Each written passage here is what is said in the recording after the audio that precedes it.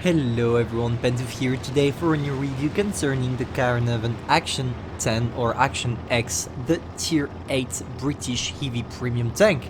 So, concerning the tank, let's talk about the characteristics first. It has an amazing turret armor, an amazing gun, and an average mobility. I'm not gonna say it's a good mobility, it's average, but clearly this tank makes the regular Carnarvon completely outdated. Because look at this turret, you have spaced armor on both sides, you also have one of the best reloads at tier 8, of course you don't have the best alpha damage, you have 190 alpha damage for 4.3 seconds of reload if you equip the tank properly. Because here, maybe I forgot to tell you, but we are watching Mitzi's replay on the tank. Mine is coming after, but Mitzi sent me a replay that was like, you know what, I'm gonna use it, I'm gonna use my wife's replay, because of course I need to show Mitzi being skilled for once. Nah, just joking, Mitzi, but you already know how it is. So let's talk about the characteristics. I was saying it has an amazing armor, an amazing gun, and an average mobility. Maybe the main problem about this tank is how you want to play it. When I first got the tank, I did a stream with you guys where I tested the tank, and I was expecting it to be extremely powerful into the front line thanks to its amazing turret armor. I was like, okay, if I go front line, I put myself in all down, I'm gonna be invincible. It's clearly not the case.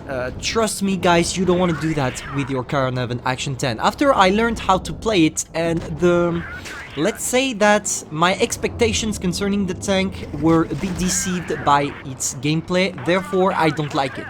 But I'm not gonna tell you it's not worth it. Of course it is worth it. That's a great tank. It's an amazing one. It's extremely strong. You can sustain against a lot of enemies. You just need to take the right position. And talking about the right position, how do you want to play it? With this tank, it's extremely simple. You want to play it, you can play it, I would say there are two gameplays that are working with it. First thing first, you can go frontline as long as you're not the one people are shooting at. I mean, you're in a support role, but at the front line with other heavies. For example, you wait for a guy to shoot, and you come back around the corner with your 4.3 seconds of reload, and you just burst 3 shells before going back to your position and wait and repeat the process.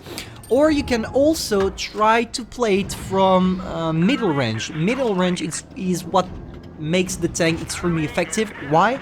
Because if you play it middle range with your in hold down position only, people are gonna struggle finding their way to your cupola. Because let's face it, you have a cupola, because if it didn't have it, the tank would be extremely broken. It's already a great tank, but I don't think it's broken. To me at least, it's not extremely broken. It's broken, but midly broken, not your... It's your average broken tank that is coming in great. It's not something like a smasher, for example. But at middle range, when nobody can actually shoot your cupola because you're too far from them and they don't have the time to aim, you become extremely effective. And that's probably what works the best with this tank. I'm gonna show you with my replay later on that is coming after Mitzi's one. And you're gonna see how I play it, and it definitely doesn't fit my playstyle. I would clearly don't recommend this tank to everybody trying or liking aggressive playstyle, because with this one it's more about being patient than anything else. Of course you can still sustain at the front line, don't mind me, but there are clearly better tanks at tier 8, especially premiums, that are doing that better than the Carnarvon Action X. So now, how do you want to carry on with the replay? Let's talk about how Mitzi is playing. Since the beginning, as you can see, Mitzi didn't play it extremely aggressively. That's exactly how you want to play it. He stayed in the back. Sorry guys. He stayed in back, he tried to get to their tank destroyers or to everybody camping by trying to dodge the main fight, going around, circling, etc. Or trying to support, that's all. And when you try to support with this tank, it works extremely effectively. Now let's see how it goes for me. That's my replay right now. And I'm gonna highlight to you how you want to play it especially in this middle support range role. So first thing first, I have an extremely strong turret. I know it, so I just go straight to the L down position trying to spot everybody. That's gonna be my only aggressive move from this game. Yeah, that's gonna be the only risky aggressive move, because of course I'm gonna play aggressively after, but that's the only risky move. I just want to know where they are. I only spot the ice 3. I'm pretty confident about my frontal armor, so I went straight here trying to see if there was something else than just an ice 3. And I just find out, okay, the ice 3 is probably alone. I need to be careful because, as you can see, they have also an RHM, and RHM is going to be a struggle to spot, except if the guy shot. But I don't want to take a shot from the RHM. As you can see, T49 bounced from the side, which makes the turret completely broken. And talking about the Karen Action 10, we already know that the Super Conqueror is probably gonna have the same playstyle as this one, and I'm just like, wow, if the Karen Action 10 turret is extremely good, just imagine the one you're gonna have on the Super Conqueror. But let's just focus on the replay.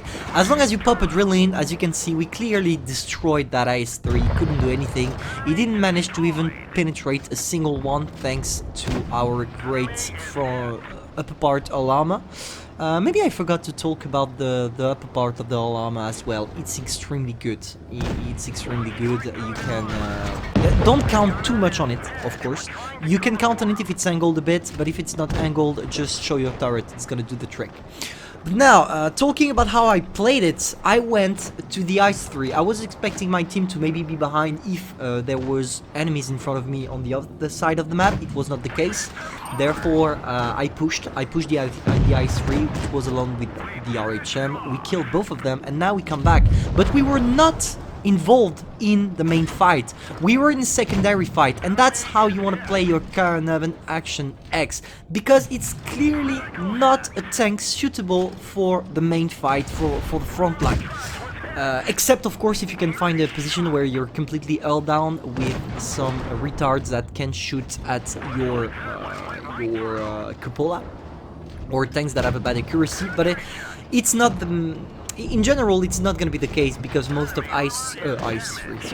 most of tier 8s have a good accuracy. Therefore, you need to be aware of that and take some steps back and not join the main fight. Now, of course, when you're in the end game like this, you can use your amazing DPM. You have one of the best DPMs at tier 8. You can use it just to go around, destroy everybody when they're reloading. And yeah, you can also try some H's. I don't recommend running too much H's, because clearly with this tank it's going to be extremely situational to be able to get a shot penetrating with H's, but it's still going to do the trick, for example on RHMs, etc. if you have if you can, of course, aim, because if you can't aim, I think you can even bounce RHM with H's. It happened to me once, which is pretty frustrating, by the way. But now, is it worth it? Is it worth it? The main question everybody's asking, is it worth it? I can't really answer this question, because it all depends on if you're gonna be lucky or not in crates. If you're unlucky like me, you have to pay for 25 containers, meaning my K11 Action 10 cost me 110 euros. But if you're lucky and you've managed to get it in the first 2 crates, of course it's worth it. I mean, for 5 euros you have one great tank. So it's up to you, it's up to you to know if you want to spend a lot of money or not. And yeah, I don't have anything else to say about the tank. That's all you need to know. I hope it helped you knowing if you want to buy it or not. And I'm gonna see you soon in the next video.